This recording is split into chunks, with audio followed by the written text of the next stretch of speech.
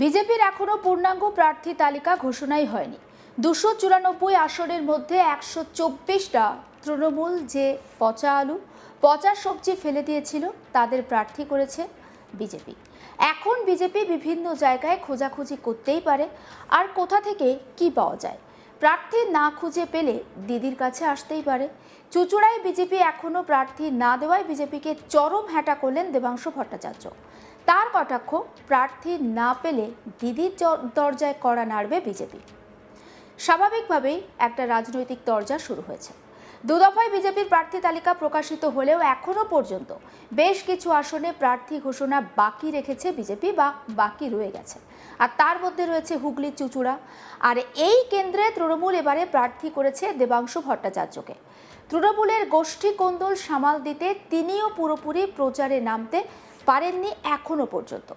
বিদায়ী বিধায়ক অসিত মজুমদারের সঙ্গে তার অনুগামীদের নিয়ে মিটিং করেছেন দেবাংশু। শুক্রবার হুগলির সাংসদ রচনা ব্যানার্জি এবং তার অনুগামীদের নিয়েও মিটিং করেন দেবাংশু। প্রার্থী তালিকা ঘোষণার পর টিকিট না পেয়ে 3বারের বিধায়ক অসিত মজুমদার দলের প্রতি ক্ষোভ উগরে দিয়েছিলেন। পরে অভিষেক ব্যানার্জির ফোনে সেই ক্ষোভ প্রশমিত হয়। তার অনুগামী কাউন্সিলর পঞ্চায়েত প্রতিনিধিদের নির্দেশ দেন প্রার্থীর হয়ে যেন দেওয়াল লিখন করা হয়, প্রচারও শুরু করা হয়।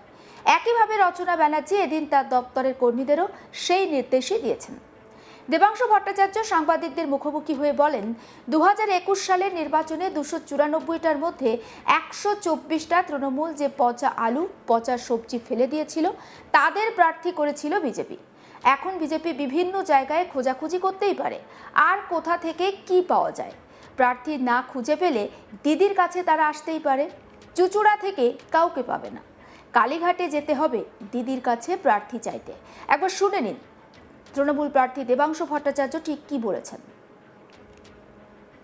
দিদির দরজা বলেছি, দিদির বাড়ি তো কালীঘাটে, তো সেখানে গিয়ে করা নাড়তেই পারেন। আমার মুশকিলটা হচ্ছে 2021-এর আপনি বিজেপি প্রার্থী তালিকা দেখুন না, 294টার মধ্যে 124টা তৃণমূল কংগ্রেসের থেকে যারা পচা আলু পচা সবজি, যাদেরকে তৃণমূল কংগ্রেস বহু আগেই ফেলে দিয়েছিল, তাদেরকে নিয়ে ক্যান্ডিডেট করেছে।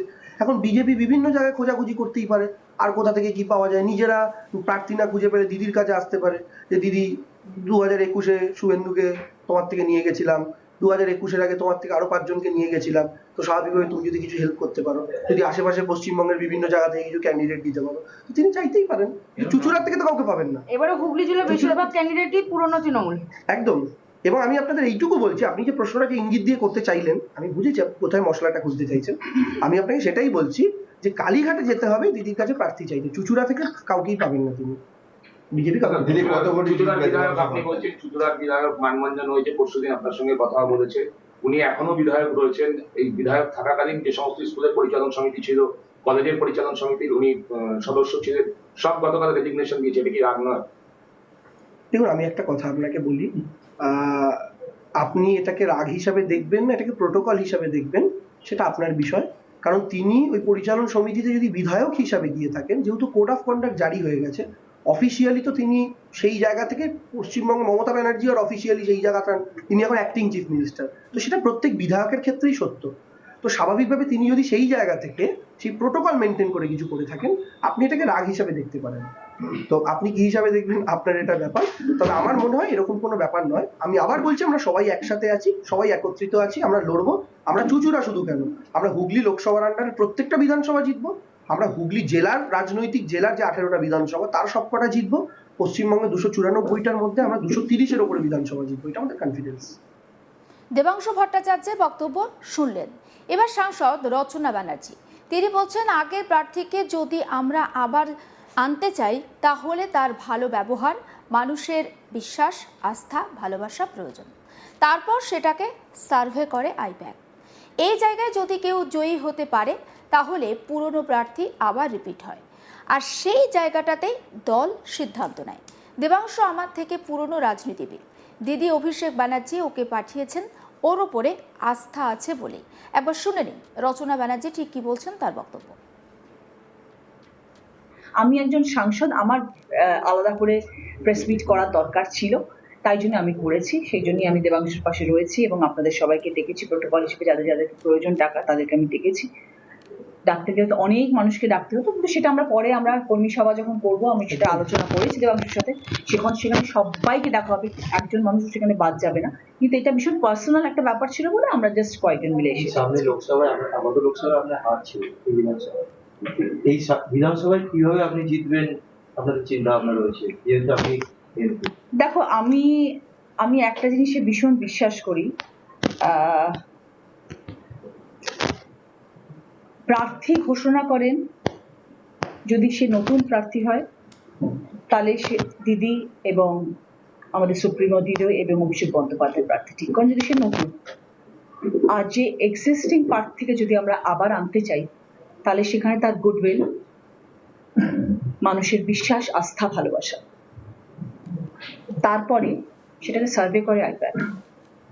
সেই জায়গায় যখন কেউ জয়ী হতে পারে তখন পুরনো প্রার্থী আবার রিপিট হয়, পরিষ্কার। আর সেই জায়গাটা দল ডিসিশন নেয়, সেখানে আমরা কেউ কিছু নই।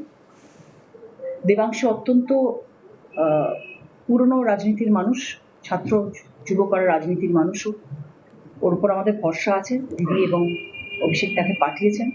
গোষ্ঠী দ্বন্দ্ব এসব নিয়ে আমাদের এখন চিন্তা ভাবনা করার সময় নয়, আমাদের এখন সময় হচ্ছে মাঠে নাবার লড়াই করা। আমরা লড়াই করতে প্রস্তুত, আমরা লড়াই করবো, আমরা দেবাংশু কিভাবে যেতে তার 100 ভাগ যেন মাঠে লড়ে দেখিয়ে দেবো। কোনো রকম ভাবে কোনো জায়গায় আমরা হার মানতে রাজি নেই, আমরা হারবো না, আমরা হার মানবই না, কোনো জায়গায় নেই, কোনো জায়গায় নেই, দেবাংশুকে হারানোর কোনো জায়গায় নেই। তো আমরা আমাদেরটা লড়ে যাব। গোষ্ঠীদ্বন্দ্ব আমরা এখন ওই সব নিয়ে চিন্তা ভাবনা বা কথা বলার তো কোনো অবকাশই নেই, ওটা নিয়ে ভাবছি না আমরা এখন, ওটা ছেড়ে দিই। যারা এইসব নিয়ে আলোচনা করবে তাদের সাথে সময় নষ্ট, সেই সময় নষ্ট করার সময় এখন নেই। এখন দিদির হাত শক্ত করতে হবে, অভিষেক বন্দ্যোপাধ্যায়ের হাত শক্ত করতে হবে। নির্বাচন একেবারে দোরগোড়ায় কড়া নাড়ছে। ইতিমধ্যে তৃণমূল কংগ্রেস তারা তাদের প্রার্থী তালিকা ঘোষণা করে দিয়েছে, কিন্তু বিজেপি 2 দফায় প্রার্থী ঘোষণার পরেও বেশ কিছু আসনে এখনো পর্যন্ত তারা প্রার্থী দিতে পারেনি। আর সেই প্রার্থী দিতে না পারা নিয়ে এবার তৃণমূল কংগ্রেস কটাক্ষ করেছে বিজেপিকে। দেবাংশু ভট্টাচার্য তিনি কটাক্ষ করে বলেছেন যে প্রার্থী না খুঁজে পেলে নাকি দিদির কাছে আসতে হবে বিজেপিকে। তবে চুঁচুড়াতে বিজেপি এখনো পর্যন্ত কোনো প্রার্থী দিতে পারেনি এবং চুঁচুড়ায় খুঁজলেও কোনো প্রার্থী তারা পাবে না, একেবারে সাফ জানিয়ে দিয়েছেন দেবাংশু ভট্টাচার্য। অন্যদিকে তার সঙ্গে সাংবাদিক বৈঠকে ছিলেন সাংসদ রচনা ব্যানার্জিও। তিনি বলছেন যে দেবাংশু ভট্টাচার্যকে জেতানোর জন্য দল এবং তার সমর্থকরা, অর্থাৎ হুগলি চুঁচুড়া এলাকায় তার যে সমর্থকরা রয়েছেন তারা কিন্তু একেবারে কোমর বেঁধে কাজ করবেন। মাঠে ময়দানে নেবে তৃণমূল কংগ্রেস, অর্থাৎ দেবাংশুকে যে আসন থেকে প্রার্থী করেছে তৃণমূল কংগ্রেস সেই আসন থেকে কিভাবে জেতাতে হয় তা দল করে দেখাবে।